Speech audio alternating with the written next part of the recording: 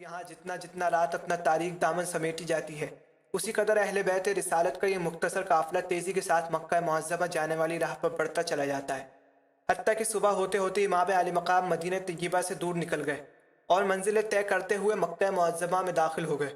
کوفیوں کو جب مدینہ منورہ کے تمام واقعات کی اور امام علی مقام کے مکہ معظمہ آ جانے کی اطلاع ہوئی تو مختلف لوگوں نے پے در پہ 150 خطوط بھیجے کہ ہم سب آپ پر اپنا جان و مال قربان کر دینے کے لیے تیار ہیں، آپ یہاں آ جائیے۔ اور امام علی مقام کو اس درجے یقین دلا دیا کہ امام نے اپنے چچا زاد بھائی مسلم بن عقیل کو کوفہ بھیج دیا اور یہ فرما دیا کہ تم اگر ان کے ارادوں میں خیر اور نیتوں میں خلوص پاؤ تو مجھے اطلاع کرنا، میں بھی آنے کے لیے تیار ہوں اور تم ان سے میری بیعت لینا۔ اسی مضمون کا خط اہل کوفہ کے نام لکھ کر امام مسلم کو دے دیا۔ امام مسلم جب کوفہ میں داخل ہوئے، کوفیوں نے نہایت عزت سے لیا۔ ادھر تو کم و بیش 18,000 کوفی امام مسلم کے ہاتھ پر بیعت ہو گئے اور امام مسلم کو اپنی وفاداری کا ایسا کامل ثبوت دیا کہ انہوں نے امام علی مقام کو لکھ بھیجا کہ کوفی سچے جاں نثار ہیں، ہر طرح قربان ہونے کو تیار ہیں، آپ بے تکلف تشریف لے آئیے۔ ادھر یزید کو اطلاع کر دی کہ امام حسین نے اپنے چچا زاد بھائی مسلم کو کوفہ بھیج دیا ہے، وہ برابر لوگوں کو بیعت کر رہے ہیں۔ نعمان بن بشیر حاکم کوفہ بظاہر کچھ لوگوں کو ان کی بیعت سے روکتے اور ڈراتے دھمکاتے ہیں اور باطن میں ان سے ملے ہوئے ہیں۔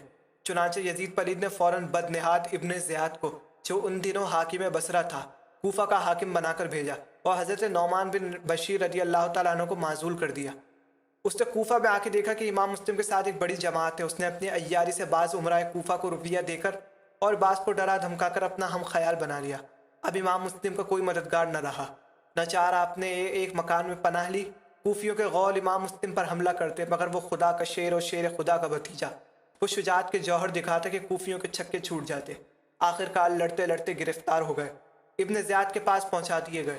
اس بدنہاد نے طرح طرح کی اذیتیں دے کر آپ کو شہید کر دیا۔ امام مسلم نے صرف یہ وصیت فرمائی کہ میرے ساتھ کوفیوں کے اس طرز عمل کی امام علی مقام کو اطلاع کر دینا۔ جس دن امام مسلم کوفہ میں شہید کیے گئے ہیں، اسی روز امام علی مقام مکہ معظمہ سے کوفہ کو روانہ ہوئے۔ جب یہ خبر مکہ معظمہ میں مشہور ہوئی کہ امام حسین نے 8ویں ذی الحج کو کوفہ کا قصد فرما لیا ہے، تو عمر بن عبد الرحمن نے اس ارادے کے خلاف کیا۔ حضرت عبداللہ ابن عباس نے بڑی عاجزی سے ہر چند روکا، کوفیوں کی جناب مولا کے ساتھ بے وفائیاں یاد دلائیں اور کہا کہ آپ اہل عرب کے سردار ہیں، عرب میں رہیے۔ امام حسین نے فرمایا، میں آپ کو خیر خواہ جانتا ہوں، مگر میں ارادہ کر چکا ہوں، تو عرض کی کہ بیویوں اور بچوں کو تو نہ لے جائیے۔ یہ بھی منظور نہ ہوا۔ حضرت عبداللہ ابن عباس ہائے پیارے کہہ کر زار و زار رونے لگے۔ اس طرح حضرت عبداللہ ابن عمر نے منع کیا، نہ مانا۔ انہوں نے پیشانی مبارک پر بوسہ دے کر فرمایا، اے شہید ہونے والے امام، میں تمہیں خدا کو سونپتا ہوں۔ حضرت عبداللہ ابن زبیر رضی اللہ تعالیٰ عنہ نے روکا، فرمایا کہ میں نے اپنے والد ماجد رضی اللہ تعالیٰ عنہ سے سنا ہے کہ ایک مینڈھے کے سبب سے مکہ معظمہ کی بے حرمتی کی جائے گی۔